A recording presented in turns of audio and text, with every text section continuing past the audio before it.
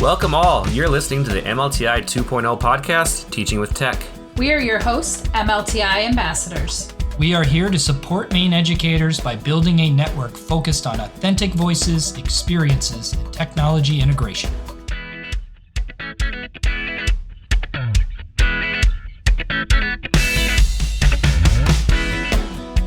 Welcome back to the MLTI 2.0 podcast, Teaching with Tech. Last episode, we dug into the concepts of gamification in the school setting, and you are back here today with this episode, where we will be continuing that conversation by discussing tools, benefits, and strategies before hearing from an educator in the field about how her team integrates gamification. Then we will come back and leave you with a toolkit of options that you can immediately bring into your classroom. Plus, we will have a giveaway opportunity for teachers in Maine, so make sure to stick around and catch that at the end of today's episode. I am your host, MLTI Ambassador Rob Dominic, where before this role, I was teaching middle school math in Brewer. I am also joined by fellow ambassadors Joshua Schmidt and Nicole Karod. Just quickly, Josh, can you mention your previous role before becoming an ambassador? Yeah, hi Rob. So before this position at the DOE, I worked in China, Maine, doing middle school math for 5 years. And before that, I taught in rural South Dakota doing middle school and high school math for 7 years. What about you, Nicole? I've been a science teacher at Mount Ararat Middle School for the last 7 years. Nice. Okay. Well, welcome both. So to kind of get into today's topic, Josh, before we got on today, we had talked about the differences between game-based learning and gamification, and you had some thoughts about how important that distinction is. You want to just kind of touch on that as we get into today's discussion? Yeah, I feel like anytime you're talking about gamification or game-based learning, eventually that distinction becomes really important. So the short version is game-based learning is using a game to amplify your learning, and gamification would be using game-like components to amplify that learning. And so in gamification, it can be game-like, but it definitely doesn't have to be a game.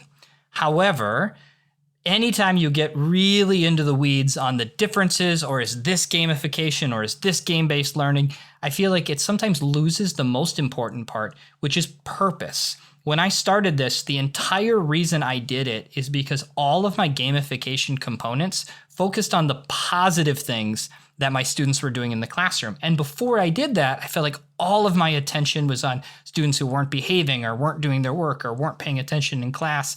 And then all of a sudden I added in those gamification components, whether they were huge or tiny. It just gave me avenues to really focus on the positives. So that distinction, while it does matter, I think what's more important is to really dive into why are you doing the strategy, and that can be true of any strategy in the classroom.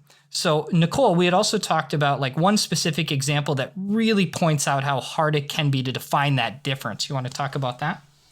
Absolutely, and that's escape rooms. It has components of gamification where it's bringing in those game elements, and then it's kind of a game. So it's that game-based learning. So ultimately, going back to what you said, I love it about purpose. My purpose is to engage students and get that content across. And if you've done an escape room, I encourage you, if you haven't, to try it. But you'll see those kids are so excited about it, whether it's you're pulling in some competition or just different elements that really pull those kids in, and then it's all about the engagement. That's great. I like the fact that you guys are able to kind of talk about that distinction piece. And again, to what level does it really matter? Yes, technically there are some differences, as you said, between game-based and gamification, but it's got the same heart in both of them, and how you're looking to implement it. I like that example as well, the escape rooms, because that does kind of toe the line between both of them, which is great. I know a lot of games could be like that. Do you have any other examples, Josh? Do you have some kind of your favorite pieces that you like to be able to use, or examples that you've had in your experience of using games in the classroom? Yeah, I love that. And Nicole talking about how that engagement component is so huge. I love that too. because it really is just like, can you get like positive energy in the classroom? And this may come as a surprise to some people, but as a middle school math teacher, my kids don't always come in with a bunch of positive energy about the topic that we're learning. And so in my room, we do a lot of game-based learning. Like that's really fun. And I also love the opportunity to work on that healthy competition. That's so fun for me and the kids. One of the strategies that I really like to do is taking a game and then adjusting the structure along the sides to make like the gamification of the classroom side of it. So an example would be, we use things in my room called quests. We have daily quests, weekly quests, and monthly quests. And those are almost always attached to a game that we're playing maybe once a week or twice a week or over the course of a month. And all of a sudden there's like a spot on the board that says, all right, so top 5 scorers, you get a 3D printed prize at the end of the week. So even though there's game-based learning going on within the structure, the kids will really remember that scoring component. And then you can make slight modifications to really work on that competition problem that we talked about last week. So maybe now instead of total high score, it's the student who tried the most times gets a prize, or the student who made the biggest improvement. Maybe they get some type of classroom currency. But just like Nicole said, for that engagement component or for the healthy discourse or for positive reinforcement, it's really like, what do I want to incentivize in my classroom? And then what structure works around that, to be most effective. Nice. Great points there. How about you, Nicole? Any other examples that you like to kind of as your go-to pieces for gamification? I think any creative way that you can pull things in. I love to take existing games and then be like, how can I make this a component? So for instance, I use the Amazing Race, and I took that and I went all in, and there's pieces of the TV show that I don't like the elimination. I don't want to be eliminating students. So I got rid of that. And then I used all the good things about like kind of a scavenger hunt. And again, pulling kids in and doing that engagement. Another example would be I often have kids create games, which may be leaning more towards that game-based versus gamification. And kids love that, and the things that they create is amazing.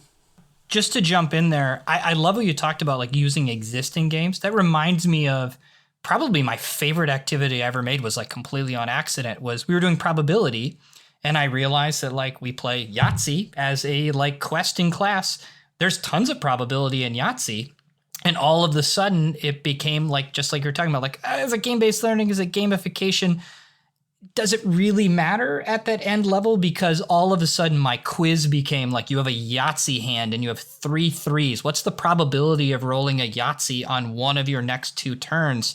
And all of a sudden, that's more challenging than the content I would have given them on the assessment. But because it was within that structure and I know the kids are engaged, it allowed me to increase my rigor rather than decrease. But also, kids really enjoyed those activities. And all of a sudden, later on at the end of the year, when a kid's like, I have 5 minutes, rather than waste my time, I'm going to go play a quick game of Yahtzee and see if I can get it done quickly. And just watching that evolution happen over time is just so much fun. So what about you, Rob? How have you seen that kind of evolve over time? Again, with my math background, I love that piece of being able to make things interactive and give context to the math concepts. I'm sure you've seen as well, Josh, that a lot of times teaching even middle school math, some of it can be a little bit theoretical for students and a little bit out there. And if it's not tangible, if they can't experience it and kind of dig into it, it doesn't become as real and they don't get a better sense about it.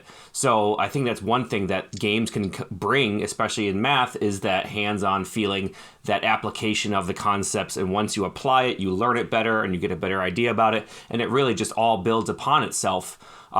And I agree. You can get more rigorous at that point. You can have better conversations with the students. They understand it a little bit better. It's great. It benefits all. Yeah, Nicole, you want to jump in here? Well, I was just going to say, and the best part is they don't feel like they feel like they're playing. They're having fun. It's like, wait, we're not learning. Yes, you are learning. Yeah, you're right. And the pressure's off. Like, again, with that competitive piece or feeling like they're they're going to be shamed or whatever if they don't get a math problem. Like, oh, it's whatever. It's in a game. No big deal. My next turn or my next opportunity, I can try to fix it or come up with something better or whatever it is. And it really helps that mindset as well, and it gives them that safer structure to play around with. Well, and it's not even just with the kids. I think there is kind of this weird misconception of, as a teacher, you're like, well, we have this really important content to do, and so we really need to be the most effective. But like, this is really fun to do as the teacher as it is with the kid. It's a re-energizing experience. And it's okay that is part of the equation that you're dealing with here. Like, I really enjoy doing breakouts, and it's really fun to facilitate those with the kids, and that's part of the value. Another quick thing that Rob had mentioned is that conversation piece. That I think one of the things that I didn't understand how valuable inside of a gamification component is, kids are more excited to talk when they're more engaged and more motivated. And all of a sudden, my classroom discussions ramped way up because I wasn't facilitating the discussion. It was necessary for the kids to be able to complete the activity or complete the game. And that was a huge value benefit that I really didn't think about beforehand. So what about you, Rob? I saw that you had something to add. Yeah, it just got me thinking here of some kind of out-of-the-box strategies and resources. I know we're going to talk a little bit more about resources later on, but one thing that stood out to me I wanted to mention was there was a speaker at Actum Conference in Maine a few years ago, and he came last year in 2022, his name was Carl Hooker, and he had some great activities, and they were like improv type activities, which was completely out of the box and out of my comfort zone. But I was like, you know what? I'm going to go to it. I'm going to see what he's got. And it was some really cool ways to engage students in the material in different kind of improv type games where, like, for instance, there was like a vocabulary game where students had like 1 or 2 minutes with a partner, and they had to write down as many vocabulary terms about a certain topic as possible. And then after that, we put it all together on the whiteboard, and we went through, and students got to act out those vocab words as best as possible. I remember doing that with my 6th grade ancient history topic where we were on ancient Egypt, and students were acting out, the Great Pyramids or the Sphinx or, going on the River Nile. And it gave them, like, again, an opportunity to experience the learning instead of just kind of talking about it or reading through text or whatever it is. So it was a really cool thing. So I definitely recommend checking out Carl Hooker's resources. And one of them, too, a real simple one, it doesn't even have to do with content, though. He had, like, this super Rochambeau activity, which, is just rock, paper, scissors, but Rochambeau is so much more fun to say, so I might as well call it that instead. And you just kind of get kids up and move, and you just have the whole class just quickly do a one-on-one with whoever they can pick of rock, paper, scissors, and they just keep it going until you have a winner, and then whoever you beat is your cheerleader. So eventually, like, one person's got half the class cheering for them, the other person's got half the class cheering for them, and you just go quickly, and you get it done, and whatever prize for the winner takes like 2 minutes, literally 2 minutes, even though you had 30 kids doing it. It gets them active, it gets them moving, and then it kind of gets you a chance to kind of reset and come back to it for the learning piece.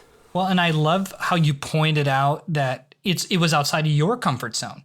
And I would say, selfishly, one of my favorite parts of the MLTI ambassador job is working with incredible experts from within the field. And to toot her horn a little bit, Nicole is amazing at these strategies. And the way that she talks about that risk-taking for the teachers is inspiring. And it's something that I'm excited to be able to take back for me, when I'm entering back in the classroom and finding those opportunities to take a little bit of risk, because you're modeling it for the kids as well as yourself. So when you're excited, you're engaged, you're willing to step outside and be like, this is a little bit new for me, and I'm not sure how this is going to work out, is a cool moment for those kids as well. And you're really modeling that risk taking.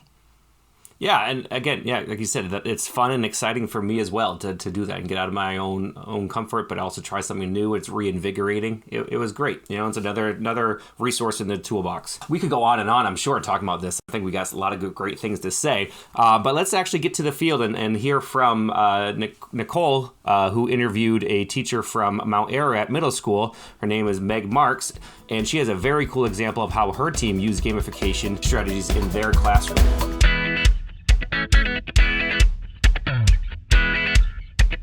So we are here today with Meg Marks. Meg, do you want to do a quick introduction of yourself? Hello there. I'm Meg Marks. I am an instructional coach in MSAD 75, specifically TOPSM at Mount Ararat Middle School. A teacher for 9 years. I've taught kindergarten, first grade, third grade, fifth grade, seventh grade, eighth grade, and some high school algebra in there too. And I love teachers, and this is my passion. Excellent. Well, we're glad to have you here today. So we're talking about gamification, and I know in the past you've done some stuff with some Hogwarts fun. So tell us a little bit about how you incorporated that into your team and your classroom. Yeah, absolutely. So I think it's really imperative as teachers to kind of pull into your life experience and things that you love, because it really helps build that rapport with students. So when they know that you have interests outside of the classroom and that you're not actually doing math facts your entire life, all day, every day, I think it definitely builds community. So in the realm of gamification and pulling in stuff from the outside world, I feel like every person under the sun knows of Harry Potter in some way. And if you're not familiar with Harry Potter and going to Hogwarts, what happens is when students go to Hogwarts, they're sorted into houses, and there's 4 houses. There's Gryffindor, Ravenclaw, Slytherin, and Hufflepuff. And I'm a Ravenclaw for all of those people who didn't ask, but now you know. And so with being sorted into houses comes a sense of community instantaneously for students when they get to Hogwarts. And what happens is they earn house points. So they're working towards having positive experiences and earning positive points. And for those negative instances that will come up, they lose house points. And at the end of the year at Hogwarts, one house wins the house cup and they get celebrated. So I really wanted to pull that into my classroom and my team experience here at Mount Ararat Middle School.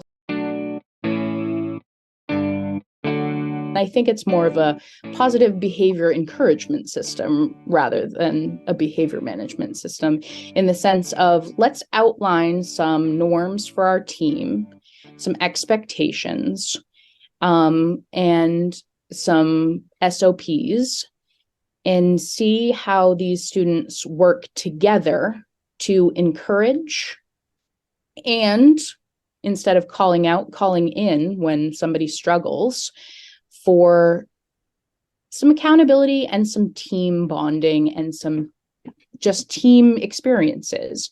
So what we did was we looked at our school, and we have a water theme here. So we're sorted into teams already. So I actually looked into some different languages and came up with 4 names that have to do with water. And so what we did the first day we had students was we had a sorting ceremony, which happens in Harry Potter as well. So right off the bat, students were sorted into their houses, and then we were able to explain our expectations. And our team was a looping team, which means that the students were going to be together for 2 years. Right after our sorting ceremony, we actually did some like team bonding, get to know you activities with points right off the bat, so that they could be like, oh yes, we've already won some points or lost some points there. Throughout the 2 years, they were able to have their successes together and learn through their experiences of losing points. We had the house crests in every single teacher's classroom. So you were able to, let's say a student went into math class and they saw, oh, my house actually has 7 points right now. Awesome. And the other 3 houses have 2, 5, and 6. Great, we're in the lead. What am I going to do to help my team even get more points? Or let's say you went into math class and you saw that your team only had the 1 point. You're having opportunities to really bring up that house point total because they were updated in our hallway at the end of each week. Maybe it's an opportunity for us to say, check in and say, hey, we're not doing so great today. or this week, what's going on? So I really think that at the heart of the house system is the sense of community. We definitely had to come together and really commit to it. And I was really fortunate to work with the teachers who I did. And they were great and supportive of my idea. And I think that overall, it was a really positive experience. Nice. Well, thank you for sharing. I can tell you're really passionate about not only the idea of like bolstering this positive behavior system, but also like the Harry Potter piece just makes it come alive. Do you think your students felt the same way? Like there wasn't that instant buy-in? I think for the majority of them, there was definitely instant buy-in, even if they weren't into the idea specifically with houses and everything. I think they were able to say, hey, I'm part of a team and I need to be a positive contributor to this team, for sure. Excellent. Well, thank you for joining us today. We have Meg Marks here from Mount Ararat Middle School talking about Hogwarts. So thanks again. Absolutely. Anytime.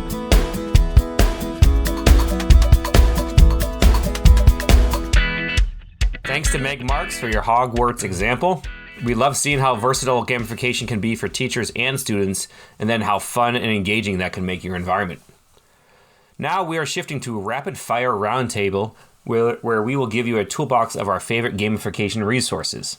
If you want to think about this as kind of an Oprah's favorite things, where you get an idea, you get an idea, and you get an idea, that's how I'm kind of envisioning this.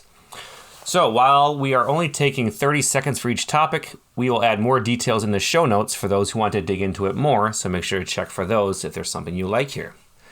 All right, so to start this off, Nicole, you're going first. What do you got? All right, the pressure's on. Well, I'm going to cheat right off the bat and give you two.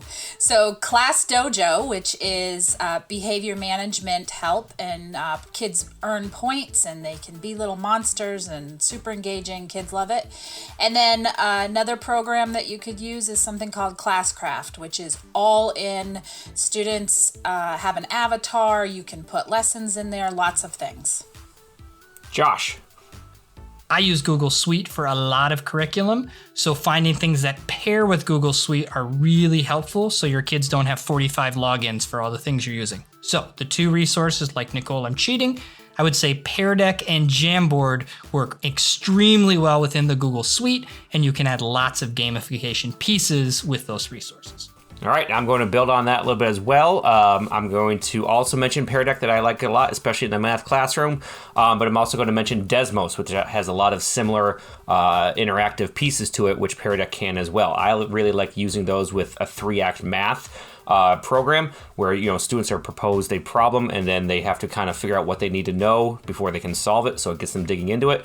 Pear Deck does really, really well with making that come alive and make it interactive for them. And then Desmos also has that capability, or Desmos has its own types of games in there as well that helps kids learn the concept. Nicole. Nice. So the next one is just thinking about games that already exist. Don't be afraid to take something like The Amazing Race or Survivor or those things that already exist, make them your own, or bring board games into your game. Blur in the lines there, and that's okay.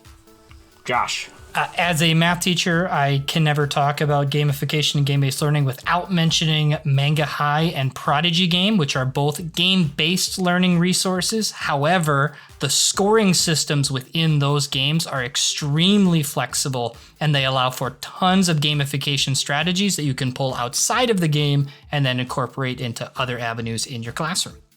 All right. I'm going to mention classtools.net and flippity.net. Both of those are pretty popular with the resources they offer, where you can kind of take some simple activities that are prepped for you, customize them for your own classroom, and then make them game-like however you would like. For instance, you have wheel spinners, you have dice rolling, you have the ability to kind of make like a SMS text messaging, which may not be completely game-like, but it's definitely more along those lines than your traditional textbook content. Back to Nicole. I love Flippity. I think it's awesome. And then I can't not mention Kahoot, Gimkit, Booklet, or Quizlets. Kind of similar. Again, blurring those lines, but they're the fast-paced competition that are just easy to go in your classroom. You can use at a minute's notice. I'm up next. And so I wanted to mention QR codes of any kind. Especially now that almost all smartphones can read a QR code with the camera built into the phone. Anything can become a treasure hunt because you can attach a QR code. One of my favorite activities was we put QR codes around the classroom in a science room to be like, what thing measures mass? And they had to go find the QR code, which then sent them to the next tool and the next tool. And it was just a ton of fun.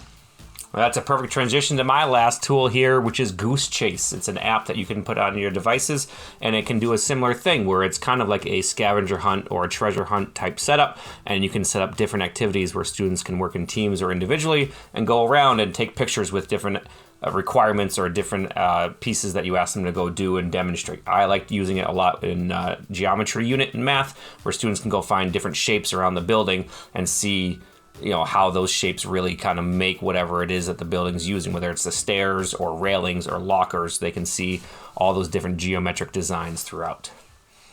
All right, well, thank you all. That was great. For all you out there, I hope you had your interest piqued by at least one resource that we discussed here today. As a reminder, if you would like to dig further into them, please check out the show notes where they will be linked. I would like to thank Nicole Ararat and Joshua Schmidt for joining me today, as well as our educator in the field, Meg Marks. This week, we do have a special treat for you, though. It's a giveaway, and stay tuned to learn how to enter. As always, this podcast was produced by the MLTI 2.0 team, which is part of the Maine Department of Education. And if you would like to contact us or be willing to share your own experiences on our podcast, please email us at doe-mlti2.0@maine.gov. We would also like to mention that the music you heard in this episode, including our theme song, was created using the loops and sounds available in Soundtrap. All right. Now, the moment that you have been waiting for, we would like to give away a few Breakout EDU kits so that you can run some escape room type setups in your own classroom. To enter, fill out the form linked in the show notes with your information. Pay special attention to the directions in the form to get a second entry by submitting an audio or video clip about your favorite gamification strategy or resource. And you can gain a third entry for indicating that you are sharing the podcast. We can't wait to hear from you with your strategies. Thank you for tuning in this month. Next month, we are digging into STEAM-based learning and the resources that go with it. I did have a dad joke about construction to end this episode, but it's still being worked on. Class dismissed.